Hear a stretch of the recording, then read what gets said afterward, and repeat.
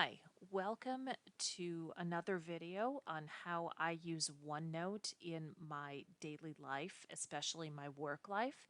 There have been a lot of questions coming in recently about how I manage my timesheets based on the notebook. And I will put links to both the notebook and the timesheet in the links in the notes of this video, so you can take a look at those. So I just wanted to give a practical example.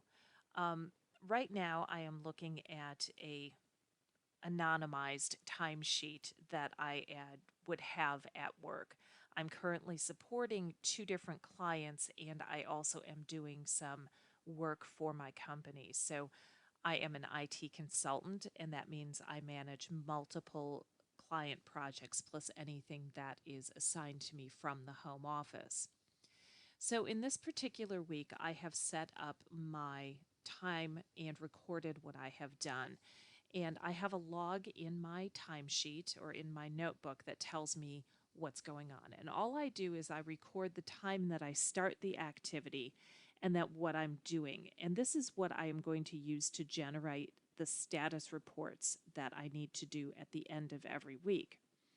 And from within here, I just put in the start time, what I did, the billing code, and I'll explain a little bit more about that. And then I link back to my projects so that I have a complete list of what I have done for the day. And as you can see here, I have added a client column here. I generally work full-time at one client, but I have had a new client added on, so it's become important for me to understand which client I'm billing at any point during the day. In this particular day, I had a fairly busy day with some meetings for my first client, and then I had an interview and a recap with my own home office, and then I wrapped up the end of the day with some stuff that worked for the second client. And same thing with the next day. I have all of my time put in, and it's just the start times and then my billing codes. And then for 3 days of the week, I took paid time off PTO. So that's what those are. Now, there's nothing magical about this spreadsheet that I've put together, but it is something that I have used for years because I have a tendency to add numbers incorrectly. So I put this together, and I've used one form or another of this for many years.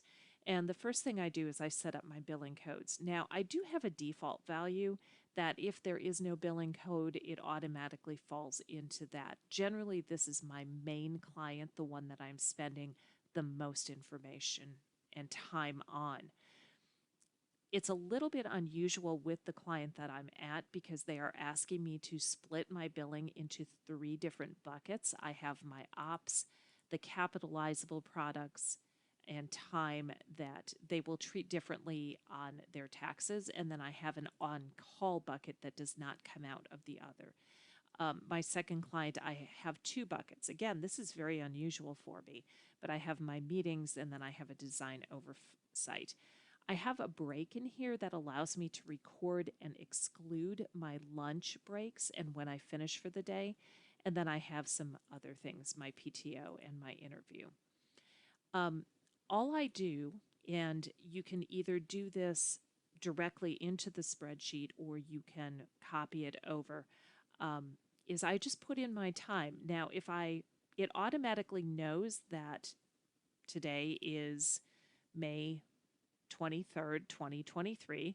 It will calculate the Monday, because I said it was Monday, it will calculate the Monday start date.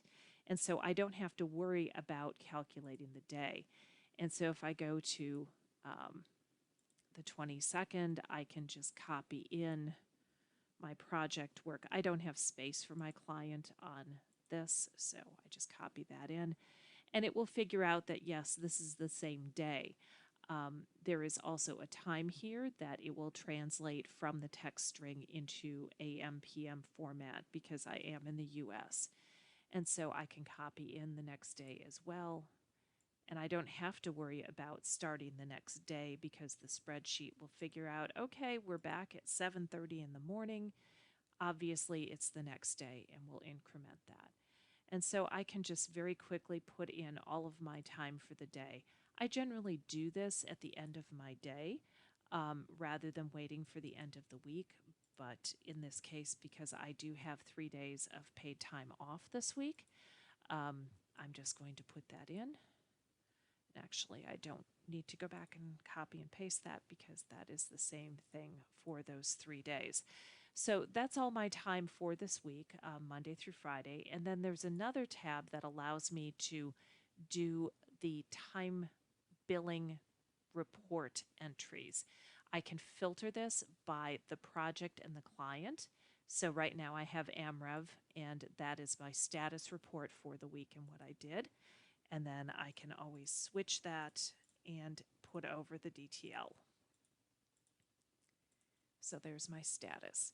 And then if I want to know my timesheet, I go here, and this is a pivot table. And if I right click on it and say refresh, it will calculate out all of the things that I have done in the various categories.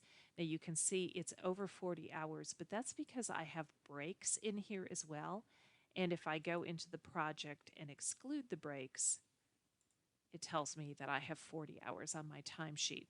So I can take this and very quickly enter it into our timekeeping system and not have to worry about miscalculating the time.